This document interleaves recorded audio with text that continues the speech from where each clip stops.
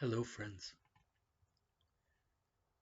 The idea of human beings, the origins of human beings, and what happens to us after we die has always been um, a strong philosophical urge that people have had throughout this age to answer this question.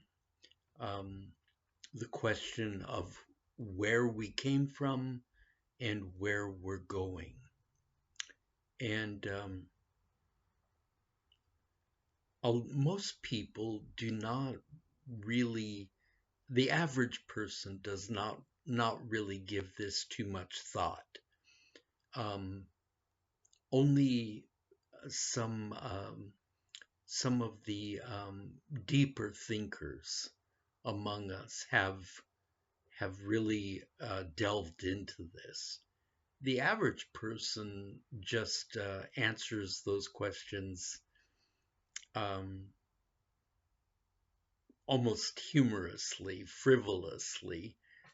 They might say, "Yeah, I'm from Tennessee, and I hope after I die I'm going to heaven." But this is a much deeper matter than most people give it credit for. And if we could understand a little bit better where we come from and where we're going, we would understand better the kind of creatures that we are. And so let's delve into this a little bit. Um, some of the deeper thinkers in in this age of man have come up with some uh, ideas that push the boundaries a little bit.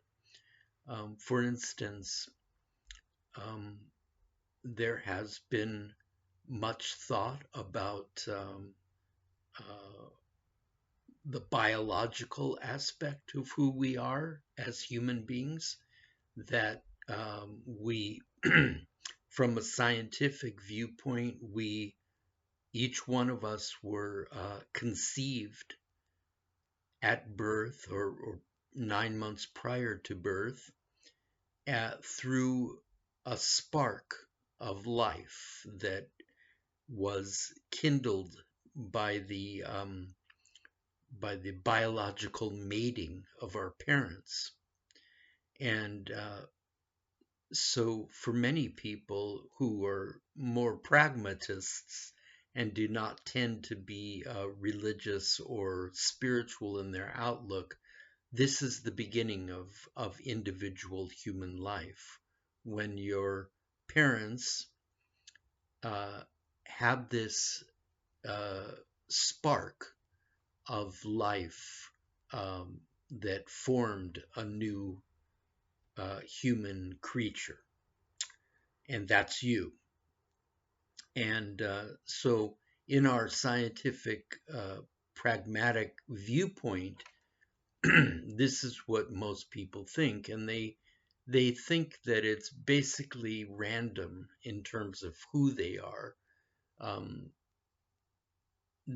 Everybody is a biological creature that enters this world uh, in this way and then becomes who they are individually through their life experiences. What this means is that you were not born as an individual human being. You were born as a blank human being with a blank white canvas that you could begin from day one after your birth. You could begin to splash color onto that canvas and flesh out your individual personality. And so for many, And even deep thinkers, among them, this is the start of human life, of individual human life. And as far as where we go after death, um, from the strictly pragmatic point of view, this is not knowable. And it probably is, uh, in most people's minds, there is no destination after death. It's just the end of life, and that's it. And so I guess you could answer the question of where we come from and where we're going. For most modern human beings, this question would be, well, we don't come from anywhere and we're not going anywhere. But there have been others, however, who have speculated and who have gone a little bit further into the more mystical realms of thought, philosophers, religious people, um, uh, just deep thinkers who have come to the conclusion that this is not a simple question. This is a question that is um, it's deep and it's important, and still it's a mystery. And we tend to look at our lifespan as having a very definite beginning and a very definite end, and with no knowledge of where we were before in the beginning and where we're going after, it's difficult. It's difficult to speculate about this. But let's look at a few of the important views, individual views that we have received down through history, and see if we can make a little bit better sense of this. Um, in the East, there is a doctrine that it's more than a religious doctrine, it's actually a philosophical doctrine that human beings are karmic beings, that we live many lifetimes, we are reincarnated. And and this is a viewpoint that there's not actually any real proof for this, and it's more like a feeling. It's more, even when we can't remember our past lives, many people have felt that they have been here before or they have done this before, and so this has caused uh, an entire fleshing out of the philosophical view that human beings live previously, that that life, that each one of us were not uh, strictly biological creatures that began our individual life through our parents' conception, that we actually were, there was some part of us that was carried over from a past life or multitude of past lives, and that is where this spark of life that started this individual incarnation came from, is that the biological spark of life was actually inhabited by a soul, by a human individual soul who had lived before. And so that's one idea of where we came from previously, and it also serves to shed light on a possibility of what happens after we die. And this has this is speculation because nobody seems to know. But after we die, if we were reincarnated to begin this life, it makes perfect sense that we would be preserved, rather than just biologically have all the lights go out, that we would be preserved for a future life, another lifetime. So this is one view that is curious and interesting to many people. And but there's more. There's even more. And um, and in order to try and really unravel this mystery, we we need to look at someone who really knows these things, someone who claims to really know. And because most people, even when it comes to karma, most people do not claim to know for sure. So there haven't been very many people like this that have said, I know where I came from and I know where I'm going. And the person that comes to my mind immediately is Jesus, Jesus of Nazareth, who lived 2,000 years ago, because he said very plainly, I know where I came from. I came from God and I am returning to God. Now, of course, everything about Jesus, everything he said has been taken by the religious world and twisted. Everything has been put into a religious slant,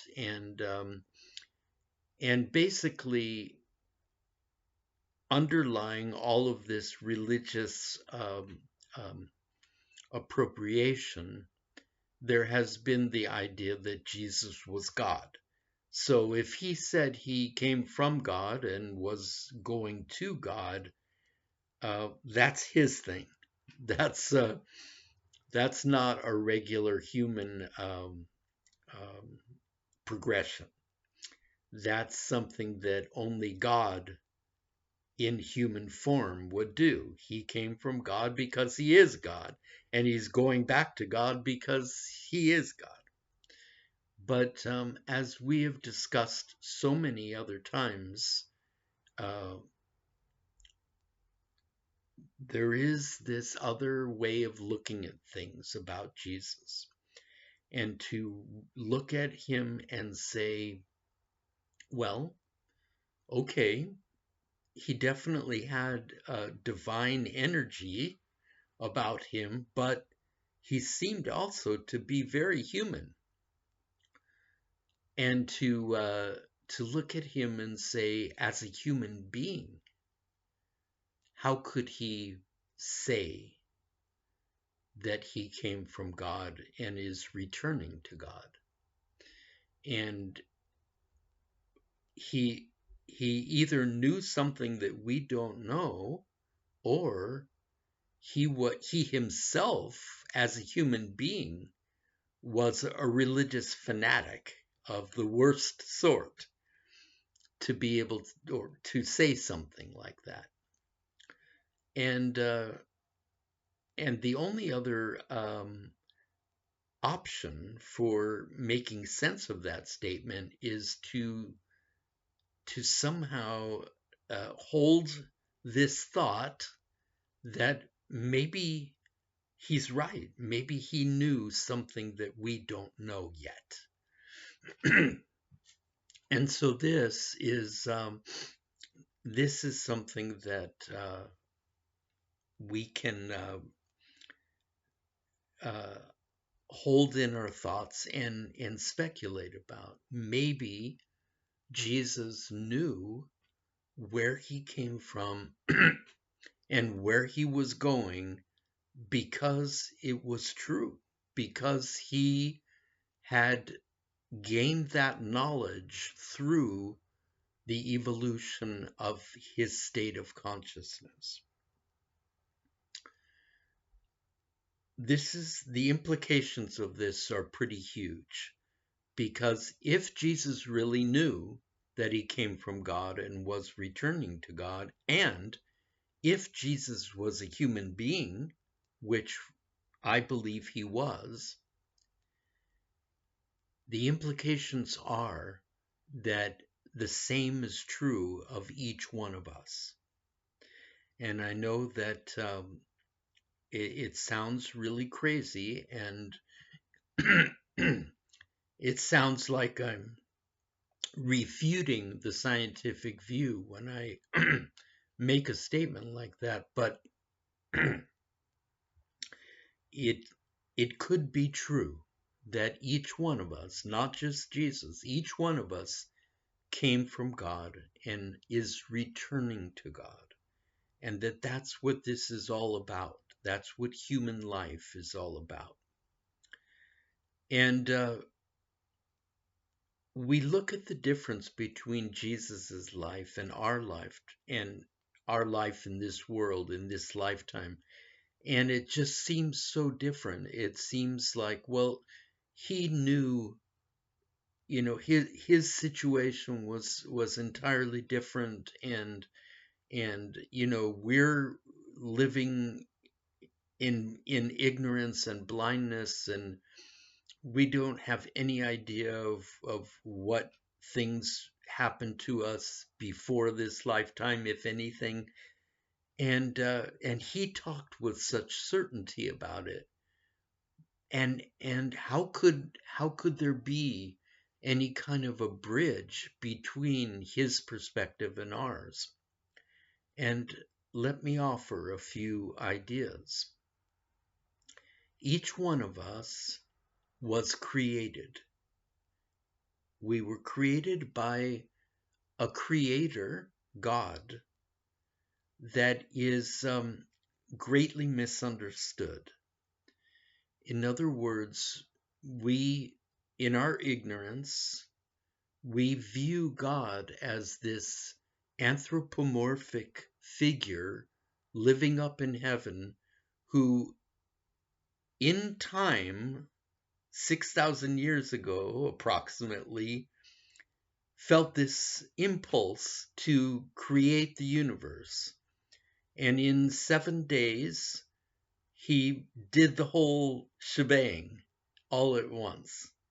And he made everything, and he made mankind at that time. And, but suppose that is not the kind of God that is real. That God is actually not a personal anthropomorphic being. That God is consciousness, and God is pure, fully evolved consciousness, without any human limitations that we would call limitations, but rather is the perfection of being. And that the act of creating was not it was not a sovereign act where God sat down and said, well, now I'm going to create the whole thing. I'm going to create all this detail. It's all stored in my brain and I'm going to let it out. No. God creates and did create according to how consciousness creates, because all consciousness creates. And God created this universe and he created mankind, but it wasn't an act in time, and it wasn't a decision that he made, and it wasn't a plan that he carried out. It was simply the way consciousness creates is as a reflection of itself. So this changes everything, because what it means is that God created human beings as a reflection of his own being. And that means that we are actually more than biological creatures, and we we are spiritual creatures, spiritual beings, that each one of us does have an individual essence, and somehow that individual essence came forth in the creation and does come forth even now. In other words, God did not stop creating. God created in the beginning, and its consciousness is still creating, and its consciousness will continue to create even as our consciousness creates. So individually, each one of us came into being in the beginning, and each one of us is being impacted by divine creative energies even now. And this is important because it explains a lot about where we came from and where we're going. And if we were created in the beginning, then we cannot say that we cannot make the claim that the biological claim that I'm such and such years old, I was born such and such a place, and that's who I am. If we were created in the beginning, then each one of us individually is quite old. And we go back, and we go back to a place in time that the entire creation uh, first began. And each one of us was created with the individual essence of being, but also with an endowment of consciousness within our own created being, an endowment of consciousness that is like God itself. It is God. And this is why we haven't really uh, died in any of our lifetimes. We've only appeared to die. We've only died biologically, but we've never actually died. We've never had our life suspended or cut short or anything like that. We've all passed from lifetime to lifetime uh, with a continuity, with a thread of um, uh, immortal life. And the thing that really sets us apart from God, there's only one thing, and that is that our endowment of consciousness began in the original creation as an evolutionary endowment. In other words, God is the perfection of being already and always has been. That's how their life came into being. It flowed forth from God. but each one of us came into being as an evolutionary spark of life that needed to unfold in time. It needed to unfold through meaningful experiences. And so that's what our age-long journey has been all about, each one of us. And we have lived other lifetimes, and we, in each lifetime, we have evolved a little closer to returning to the source. And Jesus spoke of this in another place where he was telling a parable about what has been called the parable of the prodigal son, in which a young man left his father's house to go out into the world and have experiences independently, and eventually came to the decision that he needed to return to his father's house. There was suffering involved and there was time, but eventually he came to his senses and said, I know where I came from. I came from my father's house, and now I'm going back to my father's house. Those are the exact words that Jesus said. I came from God and I am returning to God. And when Jesus was telling this parable, it wasn't about himself, it was about each one of us. So in this sense, each one of us can make the exact same claim that Jesus made. We, all of us individually, have come from God, the Father's house, gone into the world to have experiences, and are returning to God. And one of the peculiarities for us is that our experiences in the world can bridge many lifetimes, that instead of just one lifetime being sufficient for most of us, we need many lifetimes in order to, like the prodigal son, to have the experiences that cause our individual endowment of consciousness to evolve. And then there will come a time for each one of us when we say,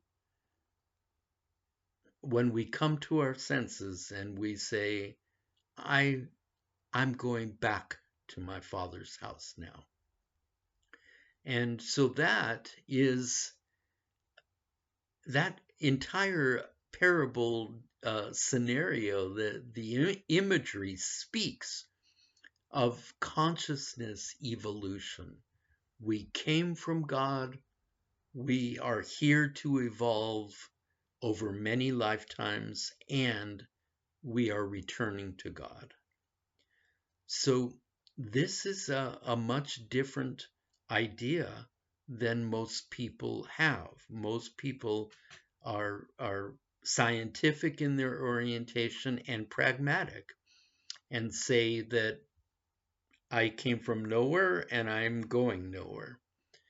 But Jesus showed us again the truth, if we are willing to accept it and to learn it, that each one of us came from God and are returning to God. And that's what this is all about. And this is very important because we live our lives in very deep, dark ignorance. And it helps us immensely to have the light of knowledge about all things, but especially about our own origins, about where we came from, and about where we're going, because this knowledge acts as perspective to help us understand and make a sense of why our lives are like they are, and why we have the experiences we have, and why we feel like we do. All of this is impacted greatly by the perspective of knowing where we came from and where we're going. And Jesus knew without a shadow of a doubt. We can take that idea into our consciousness and let it settle there, and we can it's very helpful to remember the parable of the prodigal son, because it's just like a child's story, but to always hold it in our consciousness, because that perspective of what life is will smooth a lot of the rough edges of our lives. If we think that we came from nowhere and we're probably going nowhere, life becomes much more uh, reactionary. It just becomes this play of emotion where we are going from one experience to another without any kind of uh, um, sense about what we're doing, just flailing from one experience to another. But when we understand who we are and where we came from and where we're going, everything comes into a much better perspective, and we don't um, come under the troubles of life nearly as much. We understand that every one of us needs those experiences to evolve in consciousness, and and that eventually each one of us uh, will be able to say with Jesus that we came from God originally, uh, and we are now evolving to the point where we are about to return to God. And a lot of this return um, is predicated upon the notion of our own decision, of coming to our senses, of saying, uh, like the prodigal son, I've been in the world, I left my father's house, I've had all these experiences, and all it's done is brought me a lot of suffering. And to come to your senses and say at that point, I'm going to go home now. I want to go home. I want to go back to where I came from, to my father's house. And and that doesn't mean that it happens in the blink of an eye. There's a journey homeward, and the journey is what many spiritual practitioners have come to understand is an actual journey of spiritual practice that enables us to cut through the many layers of illusion that we have come to believe and that has covered over our vision. So it doesn't usually happen in the blink of an eye, but it does begin with our decision, to say, I know where I'm going now. I'm going back to my father's house.